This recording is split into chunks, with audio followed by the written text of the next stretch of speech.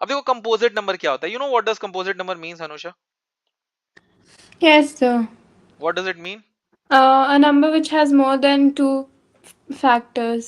Yes, किसी भी numbers का दो से ज्यादा फैक्टर हो जाएगा वो एक प्राइम नंबर हो जाएगा, नहीं कंपोजिट नंबर हो जाएगा, राइट? जस्ट सपोज करो मैं बोलता हूं, और कैसे आप दिखा सकते हो कि वो नंबर, मान लो बहुत बड़ा नंबर है, अगर कंपोजिट दिखाना है, मान लो ये 96 ही है, जस्ट सपोज करो 96, जस्ट सपोज करो, मुझे मालूम है 12 8 96।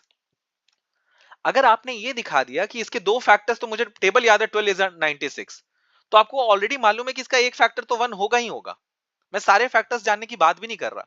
अगर आप किसी नंबर्स को प्रोडक्ट ऑफ टू नंबर्स में दिखा देते हो, तो क्या आपको ये समझ में आ रहा है, वन अगर वन उसका प्राइम, उसका फैक्टर नहीं है, यहां पे वन फैक्टर नहीं था, मैंने नहीं लिया था, तो इतना तो मालूम है कि वन किसी का भी फैक्टर होता है, हर एक नंबर का वन फैक्टर होता है। तो अगर हम किसी भी बड़े नंबर को प्रोडक्ट ऑफ टू में दिखा देते हैं, तो मुझे इतना तो पता चल जाता है कि अगर उन दोनों में से वो वाला नंबर वन नहीं है, तो उसका एक और फैक्टर बैठा हुआ है अलग कोने में, क्या है वो? One. Even though it is not being seen in the question, I know that one तो इसका फैक्टर होगा ही होगा। तो मुझे तो कंपोजिट नंबर दिखाने के लिए सिर्फ इतना दिखाना है यार, इसके दो से ज्यादा फैक्टर हैं, और वो जैसे ही मैंने दिखा दिया तो क्वेश्चन बन गया। अनुषा, क्या ये बात क्लियर है आपको? Right right? तो अगर मुझसे बोला जा रहा है कि ये प्रूफ करो कि ये नंबर कंपोजिट नंबर है, तो आपको बस इतना ही दिखाना है। आपको दिख रहा है यहाँ पे दो terms, 5 into 11 into 17 plus 3 into 11।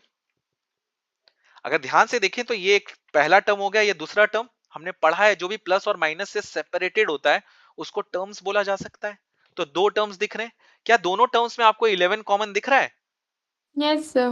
ले लूं मैं 11 बाहर अनुषा? हाँ. तो लिख सकते हो इसको, क्या लिख सकते हो? 5 into 11 plus 3. हाँ. अच्छा. 5 into 5 into 17 17, plus 3. Very good, right, क्योंकि हमने 11 कॉमन ले लिया, राइट? तो 5 इंटू 17 हो गया प्लस 3 हो गया। अब आपको दिख रहा है कि यार 11 ये हो जाएगा कितना, 17 फाइव जा कितना हो गया, 85 प्लस 85. 3, राइट? तो 11 इंटू कितना हो गया, 88। ये करने की भी जरूरत नहीं है। अगर मैंने ये दिखा दिया कि यार this is the product of two numbers, right, और मैंने ये दिखा दिया 85 प्लस 3, अरे दो नंबर ऑलरेडी यहाँ पे हैं, तो मुझे मालूम है वन तो ऑलरेडी बैठा हुआ है, दो से ज्यादा फैक्टर जैसे ही हुए तो मैं कह सकता हूँ ये कंपोजिट नंबर है। बोलो अनुषा, इज इट डन? ये सब प्रीवियस ईयर्स का पूछा हुआ क्वेश्चन है, ठीक है, रियल नंबर्स का। You got this one Anusha? आगे बढ़े, चलो वेरी गुड। अब बोल रहा है कि आर कंपोजिट नंबर, क्यों ये कंपोजिट नंबर है? फिर से आपको दिख रहा है क्या दो टर्म्स यहां पहले वाले में? अगर पहला एक्सप्रेशन लिखता हूं अनुषा में, 7 इंटू 11 इंटू 13 प्लस 13, क्या दिख रहा है आपको दो terms? 13 very common. Very good, 13 common ले लूं मैं, तो क्या आ हाँ. जाएगा पहले वाले में?